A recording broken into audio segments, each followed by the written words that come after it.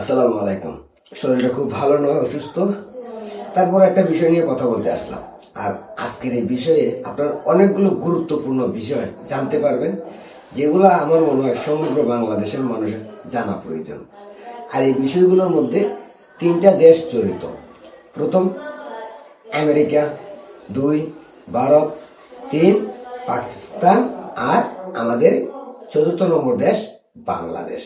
তো বাংলাদেশকে আমি আলাদা রাখলাম কেন? কারণ বাংলাদেশ এই তিন দেশের ফেসের মধ্যে পড়ে আছে। আর এই ফেসে পড়ে থাকার কারণে আজকে বাংলাদেশের করুণ পরিণতি। আর এই তিন দেশের কারণেই জুলাই আন্দোলন হয়েছে। এই তিন দেশের কারণেই বঙ্গবন্ধুর কন্যা জননেত্রী শেখ হাসিনার পতন হয়েছে।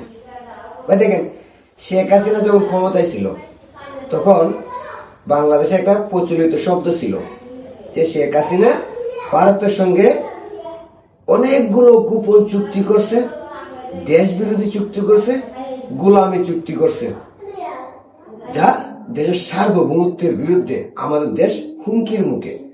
ভারতের সঙ্গে শেখ হাসিনা তলে তলে গোপন চুক্তি করছে, যেগুলো আমাদের দেশের মহা বড় বিপদ ডেকে নিয়ে আসতে পারে। আর এই একটা কারণে শেখ হাসিনার বিরুদ্ধে বাংলাদেশের মানুষ ক্ষিপ্ত ছিল। কিন্তু বাস্তবতা কি দেখেন, শেখ হাসিনার পতন হয়েছে আজকে প্রায় 2 বছরের কাছাকাছি। অথচ শেখ হাসিনা ভারতের সঙ্গে কোন ধরনের গোপন চুক্তি করছে, কোন চুক্তিগুলো দেশ বিরোধী ছিল, কোনগুলো বাংলাদেশ স্বার্থ বিরোধী ছিল, এ ধরনের কোন ডকুমেন্ট প্রমাণ এখন পর্যন্ত পার করতে পারে নাই। 18 মাস ইনুস জান প্রাণ দিয়ে চেষ্টা করছে শেখ হাসিনা ভারতের সঙ্গে কি গোপন চুক্তি করছে, ভারতের কাছে কি কি দিছে, দেশ বিরুদ্ধে কি কি চুক্তি করছে বার করার, কিন্তু একটা চুক্তিও বার করতে পারে নাই। অথচ শেখ হাসিনার বিরুদ্ধে স্লোগান ছিল কি, দিল্লি না ঢাকা, ঢাকা ঢাকা। আর আজকে শেখ হাসিনার করা একটা চুক্তি, যে চুক্তি ভারত বাংলাদেশের মধ্যে একটা 5 লাইন, যেটা দিয়ে তেল আনার জন্য করা হয়েছিল, ওই চুক্তি করার সময় বলা হয়েছিল এটা দেশ বিরোধী চুক্তি।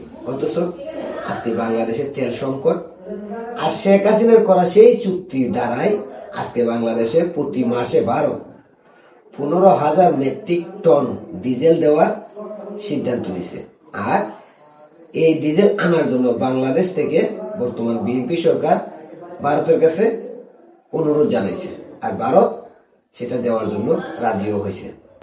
শেখ হাসিনা কি কি চুক্তি করছে, এই জন্য মানুষ শেখ হাসিনার বিরুদ্ধে ক্ষিপ্ত ছিল। আর এই জন্যই দিল্লি না ঢাকা বলে স্লোগান দেওয়া হইতো। অথচ আজকে শেখ হাসিনার বিরুদ্ধে কোনো অভিযোগ প্রমাণ করতে পারে নাই। বরঞ্চ শেখ হাসিনার করা চুক্তির কারণে আজকে বাংলাদেশ তেল সংকট থেকে বাঁচতে চলেছে। এবার আসেন আমেরিকার দিকে যাই। শেখ হাসিনা কি বলছিল মনে আছে আপনাদের, যে আমি যদি সেন্ট মার্টিন দিয়ে দেই, বঙ্গোপসাগরে একটা বেস করার অনুমতি দিয়ে দেই, তাহলে আমি যত জীবন বেঁচে থাকবো তত জীবন বাংলাদেশের প্রধানমন্ত্রী হিসেবে থাকতে পারবো। কিন্তু আমি বঙ্গবন্ধুর কন্যা, আমি দেশের স্বার্থের বিরুদ্ধে কোনো কিছুই করব না, দেশ বিক্রি করে আমি ক্ষমতা থাকতে চাই না। আমরা তখন বলতাম এগুলো শেখ হাসিনা ক্ষমতা থাকার জন্য বলে।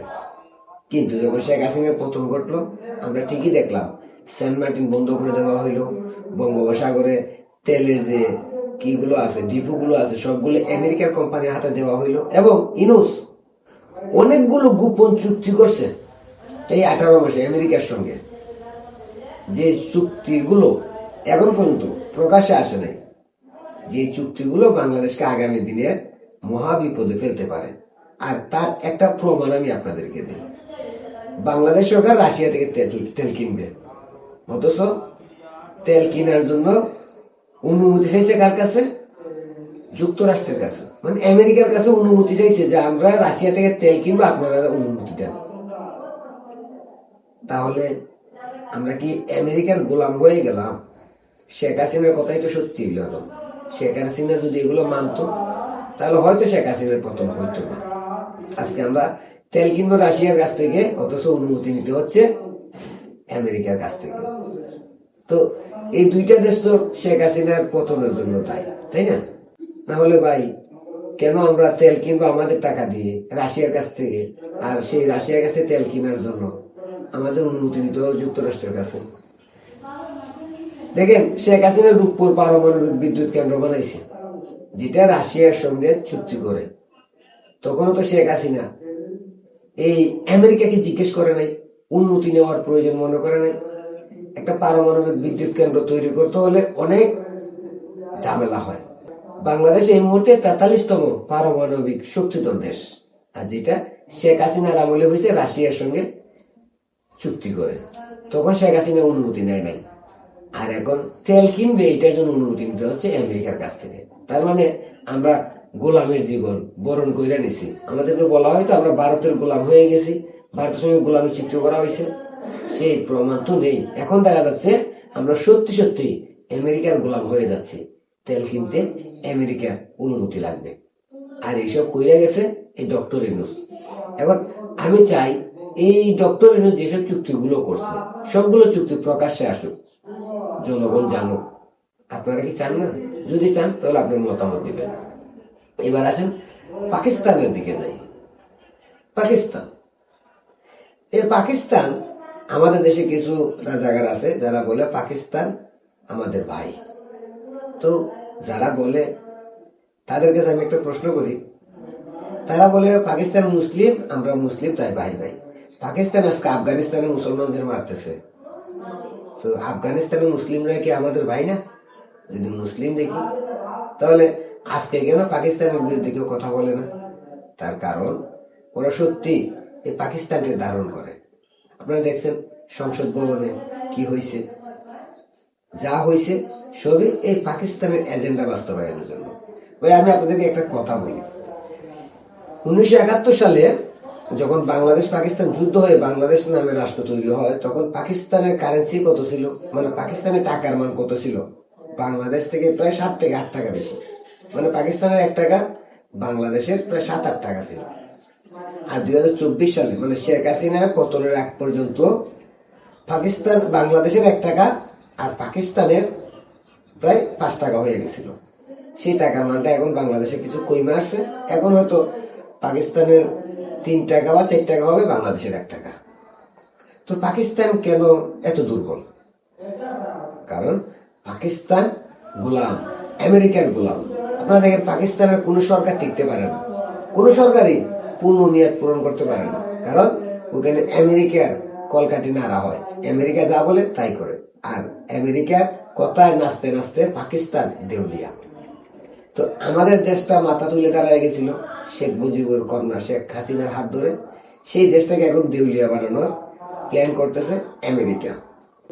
এখন আপনাদের কাছে আমার প্রশ্ন, শেখ হাসিনার বিরুদ্ধে আপনারা কথা বলছেন, প্রতিবাদ করছেন ভারতীয় আধিপত্যকে রুখে দেওয়ার জন্য, গোলামীর জীবন থেকে বাঁচার জন্য।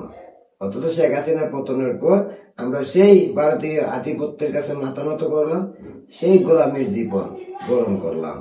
তাহলে শেখ হাসিনার দোষটা কি? দেখে বলে রাজনীতি। রাজনীতির কাছে সবাই ফেল। রাজনীতি এমন একটা জিনিস, সাধারণ মানুষকে যারা বেকুব বানাইতে পারে তারাই রাজনীতি করতে পারে। কিন্তু রাজনীতিবিদরা একটা জিনিস ভুলে যায়, যে মানুষকে বেশি সময় বোকা বানায় রাখা যায় না, বেকুব বানায় রাখা যায় না। আর ঠিক তাই করছে। 5 আগস্টের পর মানুষকে শেখ হাসিনার বিরুদ্ধে যা যা বলা হয়েছিল সব যে মিথ্যে, গুজব এবং শেখ হাসিনাকে খারাপ বানানোর চেষ্টা করা হয়েছিল, সেটা এখন সাধারণ জনগণের কাছে পরিষ্কার। কি আপনার কাছে কি পরিষ্কার হয় নাই? যদি হয়ে থাকে তাহলে আমার মনে হয় আপনার সঠিক রাস্তাটা বেছে নেওয়া উচিত।